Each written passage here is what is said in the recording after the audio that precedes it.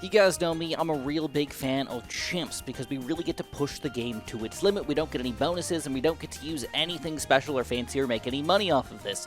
But what is the best strategy for all of the other game modes? Is there one that just kind of works for pretty much everything? And to be honest, no. There's no one strategy that rules them all. But I wanted to show you guys one that I think is really, really rock solid across the board and actually really easy to run. We're going to basically be using an easy free hero, so anybody can just kind of pop in here and do that. And then we're also going to be using a lot of our monkey knowledge bonuses, which I think a lot of people kind of forget about. They forget that if you actually get your monkey knowledge to be super duper effective and use all the bonuses that you can whenever you can, you become a pretty gosh darn good player. So to start off, we're going to be using Gwendy. Then I want to build a double dose of dart monkeys here, which is probably a little bit goofy for a lot of players. If you already have a hero, like building dart monkeys, it's a little silly, but trust me on this.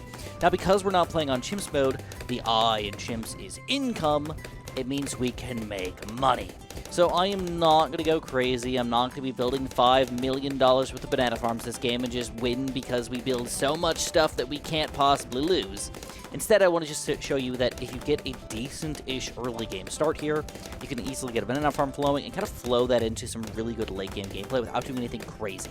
So anyways, let's wait for some farm action. So it turns out that a Gwen double dart start is actually pretty solid, because these are very good popping power towers. They don't miss all that much. Gwen's just unbelievably freaking powerful here, and it allows us to go straight into a banana farm here early game. Now, I'm going to be collecting my bananas manually today, which I know is kind of upsetting to some people. I'm going to show you guys, we're going to jump into a marketplace pretty soon, so we don't have to think about it for the rest of the game, you know?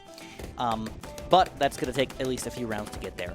So just check this out. I mean, this is round 14. Round 15 is coming up in here, and if you're ever like worried, like, oh my god, this is actually a pretty tough round. Round 15 is not easy.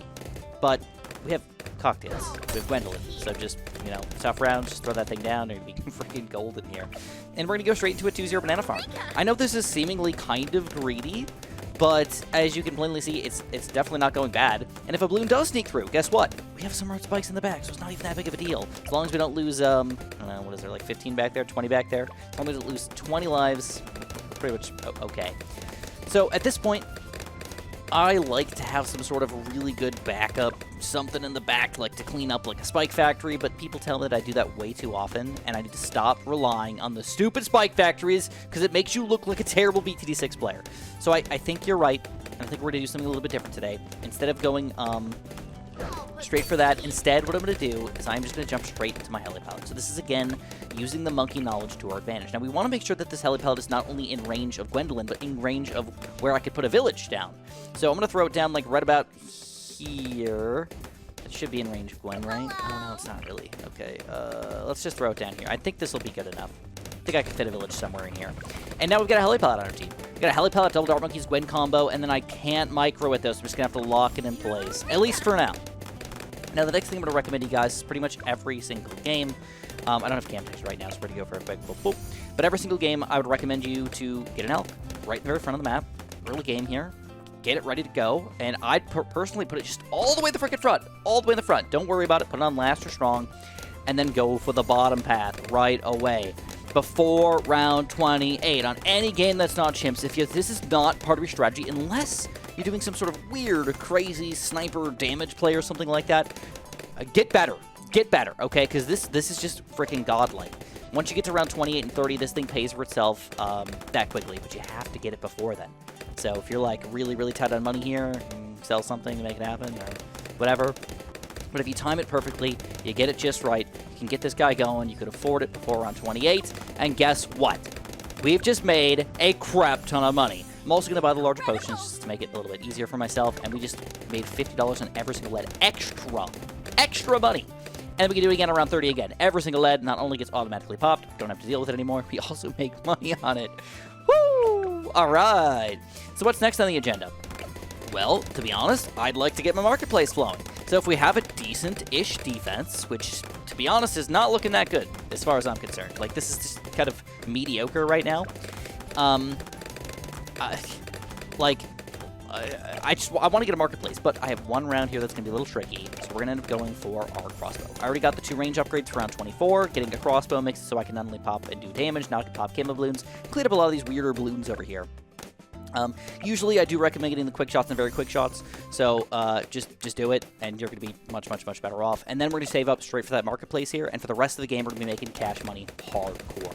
Now, you notice I lost a camo red there, so that's our first life loss, but if I just upgrade to very quick shots in time, it wouldn't have been an issue. Anyways, marketplace is ready to go, and if you're playing on a non-impoppable game, you're also going to be generating lives here with your Milky Knowledge as well, so anything that you've lost already, boom, you just generate it right on back. So to be honest, if you're not impressed with my strategy yet, I don't know what to tell you. I think this is good. It's just the right amount of cam detection, just the right amount of popping power, just the right amount of everything, and we have one thing that we have to kind of worry about here, which is the Moab. Believe it or not, though, there's one tower that can beat the Moab on, I don't want to say every map, but most maps. This one single tower can do it. We're going to go for a Razor Rotor Sally, and because I am mediumly bad against cam detection, we're going to go for the bigger jets and the IFR here, and that's how we're going to do it. We're going to let this guy just fly around, do his job, pop all the crap, and we're pretty much golden. So, as far as money is concerned, I can do one other thing that I want to do to make a little extra cash. Again, I didn't want to go crazy and get, like, 16 banana farms, just keep spamming them and building a random conglomerate of monkey cities and monkeyolopolises and stuff like that. Like, no. That can be done, but it doesn't make you a good player just to make a bunch of cash to make your stuff, right? Check this out. Right on the Moab, we get the Bernie stuff going. We easily take this down, like, in the front of the map, dude. It's not like we're working hard on that thing. It just goes down easy. But now, there's one other thing that I'm going to do to make extra cash, and that's a rubber to gold. And because we have a rubber to gold, I'm going to recommend to you guys pretty much every single game, get the glue in addition. All right, just put it on last. Cover at least the glue splatter. It's pretty cheap right now, and I like the stickier, stronger glue. And then, boom, you've got a really awesome rubber to golding, stickier gluing combo over here that's going to make you a ton of extra money for the rest of the game that you don't even have to think about. Again, two things you don't have to think about. I like non-micro strategies, personally. I like when you just kind of beat things automatically. It makes you feel a little bit better. So, next thing I'm going to do, though, is I want to start getting my defense set up, and the answer to me is a crossbowmaster. It's one of the cheapest 5th-tier towers in the game that can do pretty much everything. It can pop camos. It can pop leads. It can pop even like DDTs late game. It can pop DDTs, Moabs, BFBs. Oh my god, it doesn't matter what you throw against it. Basically, once you get a crossbowmaster, I don't want to say it's an automatic win, but on a lot of maps, round 80 just becomes easy with just a couple random support towers in addition. So, let's make some cash. I just want to throw it out there that people might say, well, Chris, you can optimize better. You can get your central market going. You can get your Razor Rotors to not be on pursuit so he doesn't absorb or kill any of the rubber to gold things. Then you can also get multiple rubber to golds to make even more cash. Like, true. Very true. All of that is very true. But I'm not trying to get really in-depth with everything and maneuver around and make this super duper hard to do. I just want to, like, make a nice easy strategy. So, boom, next thing we got to do, crossbowmaster, bro. Round 51.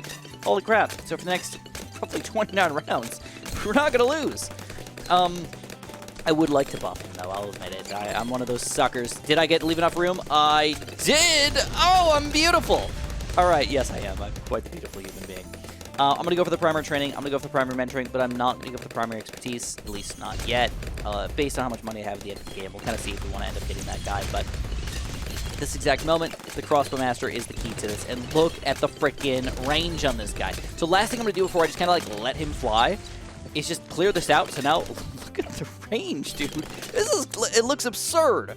So if you have something like this, what should you do? Maybe, just want to throw it out there, maybe you should elk it. Okay, and you can even do something crazy like maybe I want to double dip my elks, because maybe I want to go even crazier, and maybe I want to get a second one. Oh my god, Chris, you crazy son of a gun. So don't forget that everything's supposed to be more expensive. This is impossible. If you're wondering, like, oh my god, like, Chris, are you really, like, you shouldn't have this much money in Impossible? Like, no, I can, and I should, because this thing's making me a bunch of extra cash. That's really what it is. This thing's making me a little bit, and I mean 12,000 extra. This thing's making me, I don't know, probably 10, 15 grand by now. But when you add them up together, I mean, we got a cool 30 grand. We paid for a crossbowmaster basically for free. So at this point, I'm going to do one more elk up to 4-2, and then I'm going to wait it out and buy my second crossbowmaster. Now, I do have a story to tell you guys a little later on in the video. Probably once we get to around 80 plus, I like to kind of like show you guys the late game. But I did want to show you around 63 really quickly to show you that this is a normally pretty tough round. We're not doing anything wild or crazy here. We're just letting the crossbowmaster do his job and letting the things just attack. That's about it, and boom. 63 went down easy. 64, it's barely made it on the screen. 65 here. We got multiple BFBs coming out. And I want you guys to see these BFBs just die so close to the front of the map when we have this much freaking range, baby. It looks cool. I mean, honestly, is it not absurd? Is this range not absurd? It's crazy. All right, BFB, done. Look at that. Freaking beautiful. All right. Anyways, the 60s and 70s are almost always easy for me, so give me a few minutes here. We'll save up for the crossbowmaster at number 2, and we'll really get flowing in here. I just want to throw it out there real quickly that normally you cannot get 2 crossbowmasters. It is a monkey knowledge point. I do have all the monkey knowledge available to me, so if you're just like a brand new player and you're like, Chris, I can't get the helipad for cheap. Chris, I can't get the second crossbowmaster. Like, oh yeah, sucks to suck, bro. Get some more monkey knowledge, I guess. You know, and just...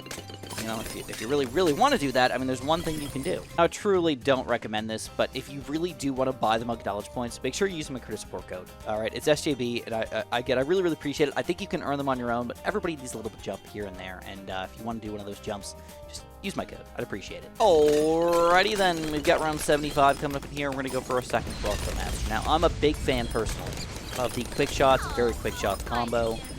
Some people might argue with me and say they like the top hat better, put it down straight lines or whatnot, but I just like the very quick shots, just seemingly overall better, especially when you get all these buffs going for them, right? So, if you're noticing, the double crossbowmaster strategy over here is pretty much annihilating everything as soon as they walk onto the screen here. It's not like we have to fight them or anything. It's not like we're really having to use the straight lines or anything. It's just like they die. They just freaking die. And money's still kind of flowing in. I haven't done anything. This is still a 3rd-tier banana farm. You know, like, I've got some money to spare, and we're gonna watch it grow, and we can go for a big boy, basically. A really expensive late game tower if we want to, whether it's a Mad or a Ray of Doom, maybe. I don't know if we can afford that thing, but we can afford something fairly large late game if we want to. But to be honest, crossbowmasters for a long time are going to be our answer, but they will not succeed in getting the game entirely. We will need to build some more stuff. So either which way, check it out. Round 79, 79, 78, 79, and 80.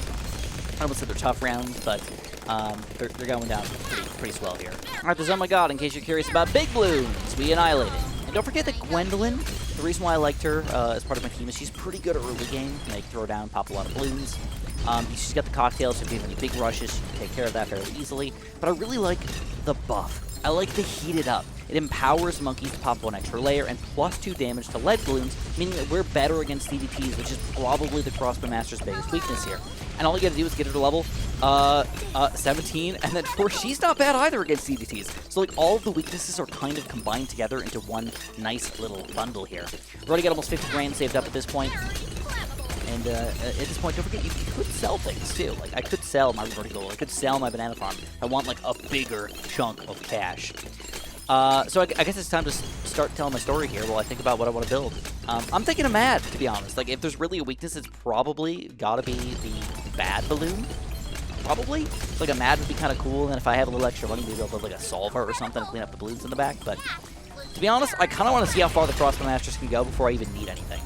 All right, so the story. So I used to work at this garden center, okay? And the one thing that we used to sell there, it was really cool. We used to sell boxes of ladybugs. It was really like it looked like almost like an ice cream pint, okay, of ladybugs. And there's supposed to be like 500 ladybugs in one of these things. You might be wondering, why, Chris? Why would you want to buy 500 ladybugs? That seems really weird. Well, admittedly, yes, it is kind of weird. But ladybugs do one thing really cool. I almost said one thing, but they do a really cool thing. They eat aphids, and aphids are like a gardener's nightmare, right? Aphids freaking suck because they're almost impossible to get rid of. You can't like kill them easily, so if you just throw a couple ladybugs on the plant, just go nom nom nom, eat them all. It's like, you know, automatic natural destruction of aphids, so it's cool. So you can buy 500 of them, just release them in your garden, let them fly around, eat all your aphids and crap, and it's kind of like you're just doing something fun too, because ladybugs are kind of cool and cute and all that stuff.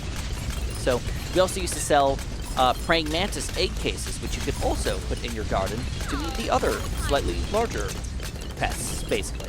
There's another thing we used to sell, and they're kind of cool and awesome and everything. Anyway, check this out. We're at freaking 93. We got 83 grand saved up. We're dominating right now. Like, dominating right now. Absolutely no issues so far.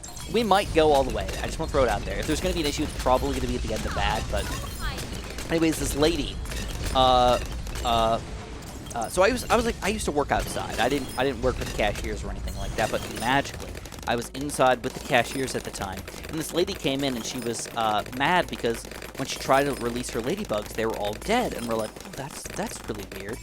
I wonder if all of our ladybugs are dead, because, like, you know, they don't last forever, I'll admit it. Oh, check this out, round 95. A pretty tough round. DDTs are, again, our biggest weakness here, basically. Cocktailing it up. Crit shots up the wazizzle. It don't matter. We got 100 grand right now, baby. Whoo! Hot diggity dog. Dude, should we just do it? Should we just go for freaking Flying Fortress? Like, it's like 120 grand. I mean, we could probably get it. That's the thing. But it almost feels like I'm cheating if I do that. It really does. Like, that's how good this is. You know, I might do it. I might even sell like one of my Elks or something to make it happen just to get it. It's kind of cool. Any which way, this lady comes in. She's like, yeah, all my ladybugs are dead.